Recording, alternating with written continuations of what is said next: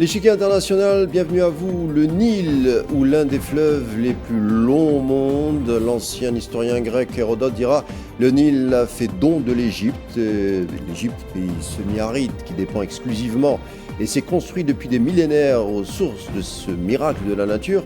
Sauf que l'Égypte est située à l'aval de ce fleuve et pendant longtemps, la question des eaux du Nil est restée un monopole exclusivement égyptien. L'Égypte avait un droit de regard sur toute construction en amont pouvant réduire son débit, comme les barrages, stations de pompage ou travaux d'irrigation.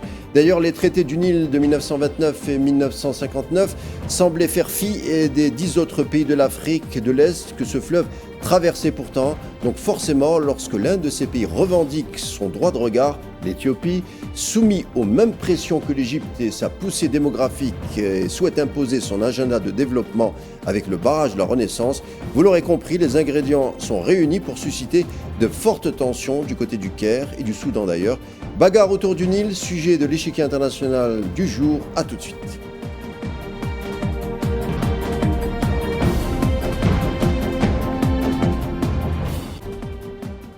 Ici, à l'échiquier international, on avait proposé une thématique il y a quelques semaines autour de la géopolitique de l'eau, à savoir est-ce que les guerres de demain se dérouleront autour de la source hydrique. Eh bien, ce soir, on prendra un exemple concret, Égypte-Éthiopie et la tension autour du Nil. Et pour ça, pour les discussions, pour les échanges, je reçois Jérémy Deniol, chercheur en géopolitique, spécialiste des questions agricoles. Bonsoir, merci d'être des nôtres. Bonsoir, merci pour l'invitation. Et également avec nous, Marlène Panara, journaliste basée à Addis Abeba. Bienvenue à vous, Marlène. Bonsoir et merci pour l'invitation également. Alors, on va commencer par vous, Marlène. On le disait, barrage de la Renaissance est désormais terminé, a annoncé le Premier ministre éthiopien Abiy Ahmed début juillet devant le Parlement. Retour aux sources, c'est le cas de le dire, Marlène Panara. Vous nous parlez de Addis Abeba. L'Éthiopie est restée longtemps à la marge des traités concernant le Nil, même si ces dernières années on observait monter des revendications. Quels sont les intérêts de l'Éthiopie dans la construction de ce fameux barrage de la Renaissance ? En fait, ce qu'il faut comprendre, c'est que pour Addis Abeba, ce projet de barrage, c'est un projet qui est vraiment vital pour son développement. Il faut savoir qu'à terme, par exemple, le barrage, donc le GERD, produira près de 6000 mégawatts d'électricité. Et donc, d'après les autorités, d'ici à 2050, ce barrage pourra fournir l'électricité à l'ensemble de la population éthiopienne. Je rappelle qu'aujourd'hui, seule la moitié des Éthiopiens ont accès à l'électricité. Il y a aussi un avantage économique qui est vraiment à souligner, puisqu'en plus de distribuer l'électricité à sa population, ce barrage va produire un excédent qu'on estime à peu près un tiers de sa production. Et donc cet excédent, l'Éthiopie pourra le vendre à ses voisins, le Kenya par exemple. Et cette vente, ça fera de l'Éthiopie le plus grand exportateur d'énergie d'Afrique. Donc c'est vraiment un élément à souligner.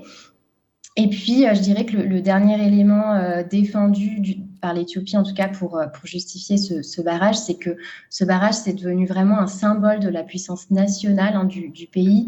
C'est une infrastructure qui est énorme. Il faut imaginer, il fait 150 mètres de haut, il y a 16 turbines. Et en fait, cette infrastructure, elle a été financée en grande partie par les citoyens éthiopiens, puisque la Banque mondiale avait à l'époque refusé de financer le barrage.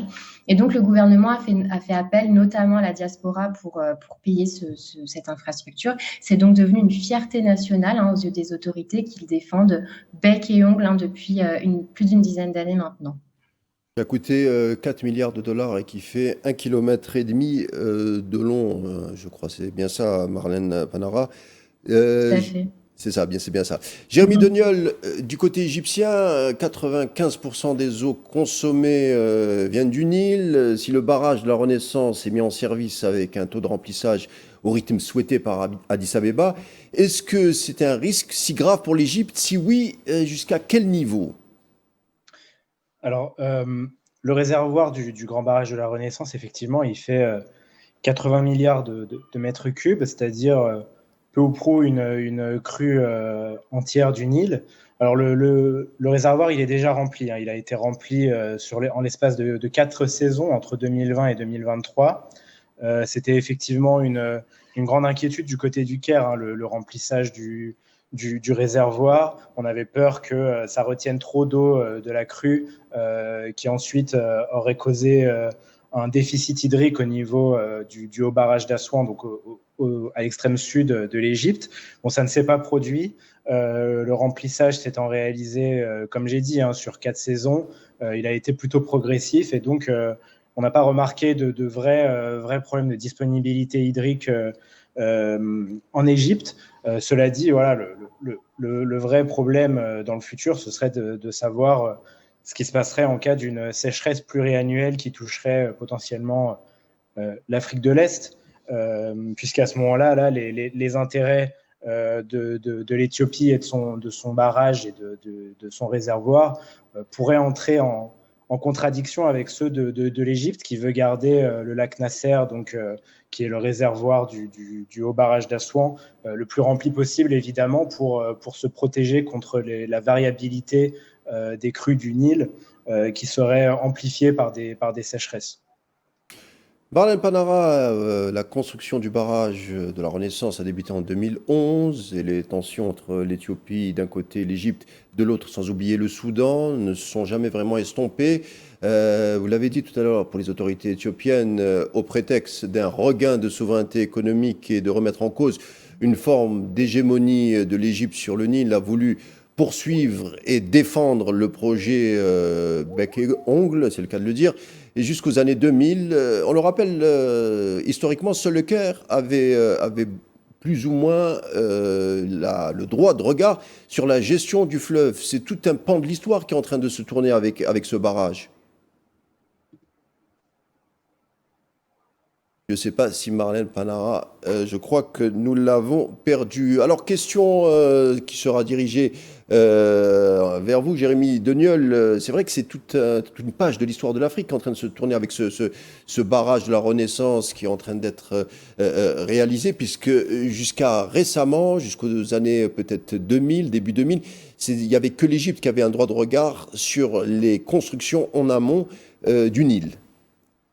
Vous l'avez bien rappelé en introduction, effectivement, l'Égypte se base sur 2 traités pour revendiquer ce qu'elle appelle ses droits naturels et historiques, citation, sur les eaux du Nil. Donc le premier, c'est le traité de 1929 qui effectivement consacre le droit de regard de l'Égypte sur toute construction, toute infrastructure hydrique en amont du territoire égyptien, qui a été réalisé sous l'égide de la puissance coloniale d'alors, c'est-à-dire la Grande-Bretagne.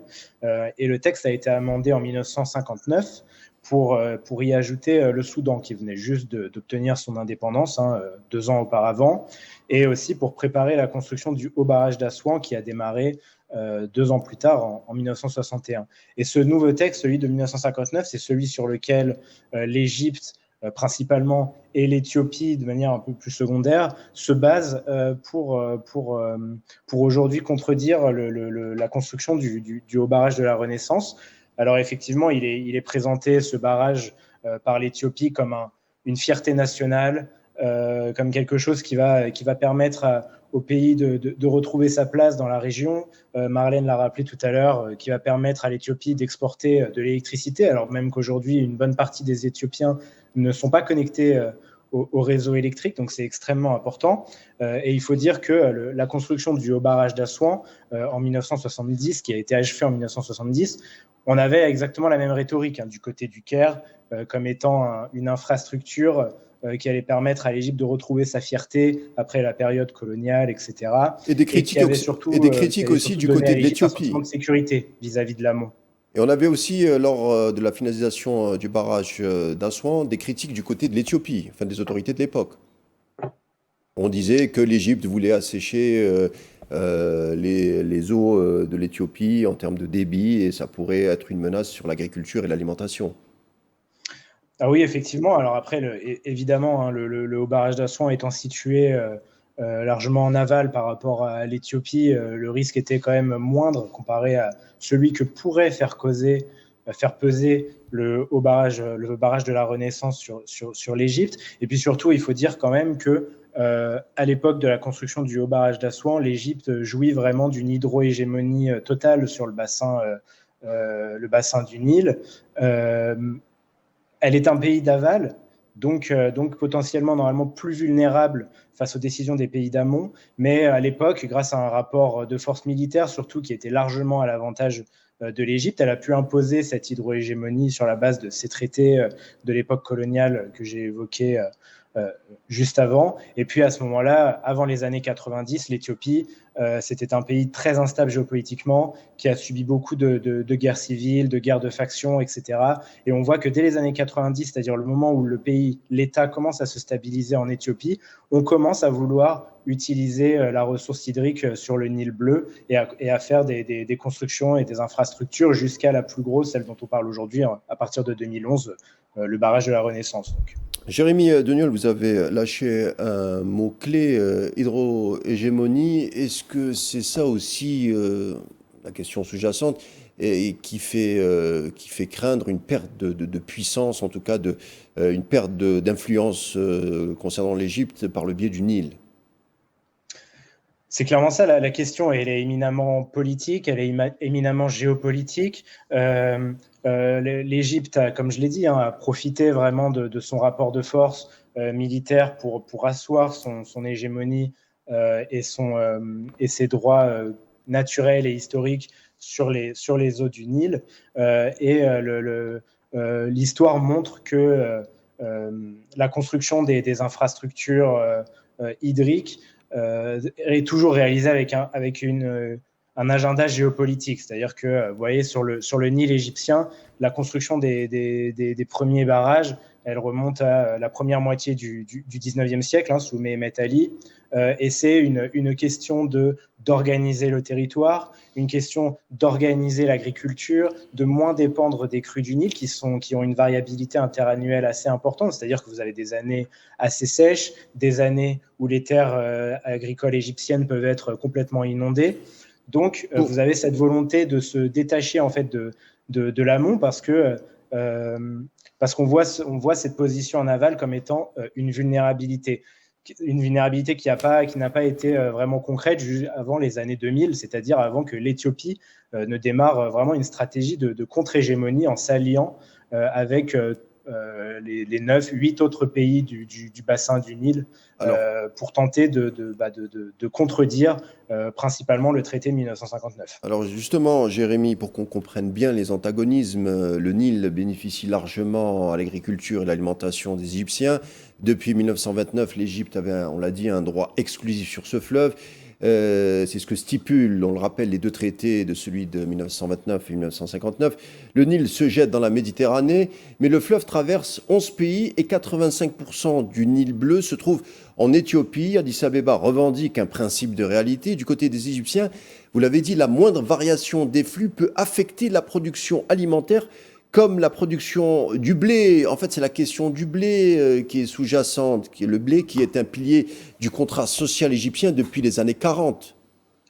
Oui, alors effectivement, exactement comme on peut le voir en Algérie, depuis les années 1940, le blé et donc le pain, c'est vraiment à la base du contrat social égyptien, c'est-à-dire que l'État s'engage de manière plus ou moins implicite à fournir à la population égyptienne du pain en bonne quantité, de bonne qualité et surtout à des prix vraiment bas, très, très, très abordables. Et en fait, le truc avec l'Égypte, c'est qu'effectivement, c'est l'un des premiers importateurs mondiaux de blé, avec la Chine ces dernières années. Ça importe à peu près 12 millions de tonnes selon les années, mais c'est également le premier producteur de blé africain, avec 9,5 millions de tonnes de blé selon les années produites. Donc effectivement, un problème sur la production égyptienne de blé, ça aurait des répercussions majeures sur les marchés agricoles mondiaux et sur la stabilité sociopolitique du pays. On a déjà eu des émeutes, ce qu'on a appelé des émeutes de la faim, émeutes du pain en Égypte. En 1977, la mémoire sur les émeutes du pain de 1977 est encore très très prégnante dans la culture politique égyptienne. C'était un moment où on avait voulu réduire les subventions à la consommation sur le pain, et notamment sur le pain et d'autres produits de base. Et les Égyptiens avaient répondu dans la rue de manière très claire et très ferme. Et de même en 2011, alors il ne faut surtout pas dire que le printemps arabe, que ce soit en Égypte ou dans d'autres pays, est principalement dû à la hausse des prix du blé sur les marchés mondiaux, mais ne serait-ce qu'à ce moment-là, en 2011, avec les problèmes qu'on avait eus en Russie, qui est le premier exportateur mondial de blé, les prix avaient explosé et concrètement, les gens sur la place Tahrir, au Caire, donc, demandaient de la liberté et du pain. C'était les deux grandes revendications et ça, le pouvoir égyptien ne l'a évidemment pas oublié. C'est étonnant, Jérémy, quand même, depuis des millénaires, l'importance presque vitale. Le Nil est une artère vitale non seulement pour l'Égypte, mais pour l'ensemble des pays de l'Afrique de l'Est. Ça n'a pas changé, c'est une constance qui a traversé des siècles. Alors, quand même plus pour l'Égypte que pour les autres pays d'Afrique de l'Est, parce que le grand sujet, alors vous l'avez dit en introduction, hein, cette citation assez fameuse de Hérodote, historien, géographe grec, selon lequel l'Égypte est un don du Nil. Et effectivement, c'est encore assez vrai aujourd'hui. Le pays, l'Égypte, 4% seulement du territoire, c'est de la surface agricole utile, dont une bonne partie est située dans le delta, c'est-à-dire au nord du pays, là où vous trouvez le Caire, etc. Le Nil, c'est vraiment l'épine dorsale de l'Égypte. C'est vraiment l'écoumène du pays. Aujourd'hui, il y a 114 millions d'habitants en Égypte. On prévoit ça pourrait arriver à 140 millions d'ici à 2050. Et l'immense majorité de ces habitants sont situés à la fois dans le delta et dans le reste vraiment de la petite vallée qui longe le Nil. Et c'est là également que se produit donc l'immense majorité de la production de blé du pays. Alors après, sur l'importance du Nil, comme vous le disiez, elle est historiquement beaucoup plus importante pour l'Égypte. Les pays de l'amont, historiquement ont moins utilisé les ressources en eau du Nil. Comme je le disais tout à l'heure, l'Éthiopie, avant le début des années 2000, les années 90, le Nil bleu, c'était vraiment extrêmement marginal en termes de ressources dans l'économie du pays. C'est ça que veut changer aujourd'hui l'Éthiopie. On essaye de se recommuniquer avec Marlène Panara qui échangeait avec nous à partir d'Addis Abeba. Et il y a des problèmes de connexion. On essaye toujours de la joindre. Donc on reste avec Jérémy pour l'instant. Jérémy, le Premier ministre éthiopien Abiy Ahmed a annoncé jeudi que le barrage était désormais achevé, que son pays se préparait à son inauguration officielle prévue en septembre. Le barrage de la Renaissance ne constitue pas une menace, mais une opportunité commune, dira-t-il. De leur côté, le président égyptien Abdel Fattah al-Sisi et le dirigeant Abdel Fattah al-Burhan se sont rencontrés cette semaine et ont parlé concernant cette situation. Et il y a un pays dont on n'a pas beaucoup parlé, c'est le Soudan. Où placer le Soudan dans cette équation, Jérémy ? Parce que le Soudan, au cours de l'histoire, a changé plusieurs fois de vecteur, de politique, d'opinion. Comment vous situez le Soudan dans tout ça ? Alors le Soudan, historiquement, donc il a été associé, je dirais, à l'hydro-hégémonie égyptienne, si bien qu'à partir de 1959, c'est-à-dire à partir du moment où on ajoute le Soudan dans les traités qui réglementent le partage des eaux du Nil, le Soudan a pris une petite part des eaux du Nil, une vingtaine de pourcents contre 80% pour l'Égypte, de manière très grossière, à partir du traité de 1959. À partir de là, ça a toujours été un allié de l'Égypte sur la question du Nil, sauf que à partir de 2011 et début de la construction donc, du barrage de la Renaissance en Éthiopie, en fait, il est apparu que ce barrage pouvait avoir des intérêts, des avantages pour le Soudan. Alors, ils sont multiples. On peut notamment, on peut parler du fait que, en fait, le fait d'avoir un barrage juste à la frontière soudanaise, puisqu'il est vraiment à la frontière entre l'Éthiopie et le Soudan, peut permettre une meilleure gestion des crues du Nil, éviter donc des trop grosses inondations au Soudan, permettre également que lors des épisodes de sécheresse, le réservoir du barrage de la Renaissance puisse prendre les devants et donc envoyer de l'eau malgré tout vers le Soudan. Ça pourrait permettre le développement d'une agriculture irriguée au Soudan, ce qui aujourd'hui n'est pas du tout le cas. Hein. L'agriculture au Soudan n'est pas irriguée. En Éthiopie non plus d'ailleurs. Donc à partir de 2013, la position du Soudan était un peu plus ambivalente, mais sans vouloir vexer quand même l'allié historique égyptien. Et aujourd'hui, depuis 2021, le Soudan est dans une guerre civile absolument horrible, dans laquelle les civils sont les principales victimes. L'Égypte, donc le Caire, apporte un soutien à Khartoum, c'est-à-dire à l'armée régulière face aux milices des forces de soutien rapide. Notamment pour permettre de renforcer la position commune sur le Nil, mais ça semble compliqué. Aujourd'hui, le Caire semble un peu seul face à cette question-là aujourd'hui. Face à ce renversement d'alliance, on me dit qu'on a récupéré Marlène Panara. C'est bon, oui, je suis là, désolée. Non, il n'y a pas de problème, on comprend très bien les problèmes de connexion. Dites-moi, Marlène Panara, vous trouvez donc à Addis Abeba, l'Éthiopie qui est un pays qui se développe et se développe vite, 8% selon la Banque mondiale, 100 millions d'habitants à peu près, sauf que ce pays est-africain, vous l'avez dit au tout début, manque d'énergie, sa demande en électricité augmente pour poursuivre son développement et l'Éthiopie a donc forcément besoin du Nil.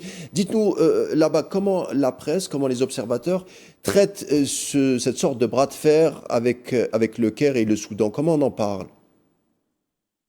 Évidemment, c'est un sujet qui est très présent dans la presse éthiopienne depuis des années. La plupart des observateurs, en fait, je dirais, en tout cas les experts que j'ai interrogés, ne comprennent pas vraiment cet entêtement de l'Égypte à vouloir faire que l'Éthiopie fasse un compromis. Voilà. Et du coup, on peut dire que finalement, ce projet, il emporte en règle générale l'opinion publique. Évidemment, tout le monde se plaint des problèmes d'électricité ici. Ce que je peux vous dire, c'est que évidemment, ils sont récurrents, y compris dans les grandes villes, y compris dans la capitale. Et donc, voilà, la plupart de la population, évidemment, attend avec vraiment grande impatience que cette électricité soit distribuée dans tout le pays, voilà, que le pays puisse se développer. Et puis, il y a quand même une partie des personnes qui sont assez fières de ce projet, comme je l'ai dit tout à l'heure, qui est vraiment un projet quasiment 100% éthiopien, que quasiment chaque citoyen a donné de l'argent pour la construction de ce barrage, qui en plus a été initié sous l'ancien Premier ministre Meles Zenawi. Donc voilà, ça fait un moment que les gens attendent que ce barrage soit effectif.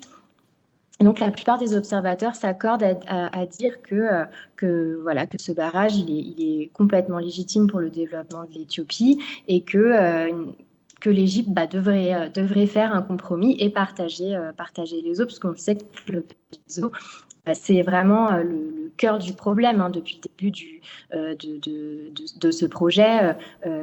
Voilà, c'est vraiment le problème qui anime la discorde entre l'Éthiopie et l'Égypte. Et maintenant, l'Éthiopie voudrait sa part. Alors, l'inauguration du barrage, on l'a dit, de la Renaissance est prévue en septembre. Abiy Ahmed a invité les Soudanais et les Égyptiens à participer à l'événement. Faut reconnaître, Marlène Panara, que la marge de manœuvre du Caire est serrée. Oui, tout à fait. De toute façon, maintenant, le barrage, c'est une réalité. Il va être inauguré officiellement en septembre, mais maintenant, le lac est rempli et le barrage va pouvoir fonctionner. Donc, en fait, maintenant, la marge de manœuvre du Caire, vous l'avez dit, elle est très limitée. La seule marge de manœuvre que l'Égypte peut avoir, c'est sur le terrain diplomatique, en fait. C'est sur les alliances que l'Égypte peut faire dans la région, dans la Corne de l'Afrique. Et en fait, on se rend compte quand même depuis ces derniers temps que les alliances faites entre certains pays de la Corne de l'Afrique et l'Égypte... Comme la Somalie. Voilà, tout à fait, avec la Somalie. On sait que l'Égypte soutient Mogadiscio. En janvier, l'Égypte et la Somalie ont signé un contrat qui formalise l'envoi, par exemple, de 3000 soldats égyptiens en pour contrôler une partie de la frontière avec le Somaliland, cet État de facto que la Somalie ne reconnaît pas, alors que l'Éthiopie, de son côté, elle a fait un accord avec le Somaliland en janvier 2024 pour l'octroi d'un terrain sur la côte maritime qui octroierait un port à l'Éthiopie. En faisant cet accord, elle reconnaît l'État du Somaliland et donc elle a suscité la colère de la Somalie. Donc voilà, chaque pays choisit un camp et ses alliances. Alors directement, le barrage n'est pas cité directement dans ces désaccords, mais en fait il reste en toile de fond de ces alliances. Merci beaucoup Marlène Schiappa, je vous remercie d'avoir été des nôtres. Je rappelle que vous avez réagi à partir d'Addis Abeba où vous êtes journaliste. Et je tiens également à remercier Jérémy Deniol, je rappelle que vous êtes chercheur en géopolitique. Merci pour vos analyses. L'échiquier international est fini pour aujourd'hui. Bonne suite des programmes sur Al 24 News et on se retrouve samedi.